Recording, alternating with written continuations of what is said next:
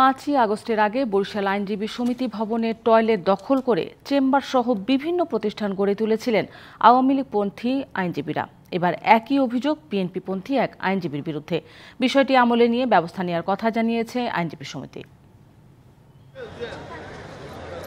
বরিশালে 2018 সালে নির্মিত আইনজীবী সমিতি ভবনে বিভিন্ন নামে কক্ষ নিয়ে চেম্বার ও ব্যবসা প্রতিষ্ঠান গড়ে তোলেন আওয়ামীপন্থী আইনজীবীরা।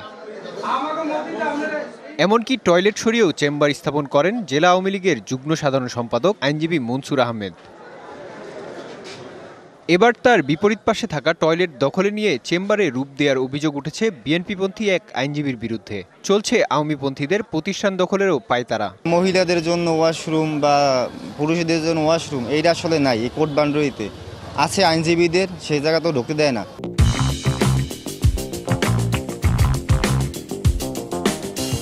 যে বাথরুমগুলো আছে অনেক ক্ষেত্রে দেখা যায় সেগুলোকে আটকিয়ে অনেকে সেটাকে চেম্বার বানানোর চেষ্টা করতেছেন। বিগত দিনে এই ঘটনা আমরা দেখেছি, বর্তমানে একই ঘটনা চলতেছে। বাথরুম ভেঙে চেম্বার করেছে এবং গত কমিটি আবার নতুনভাবে চেম্বার করার একটা অনুমতি দিয়েছে।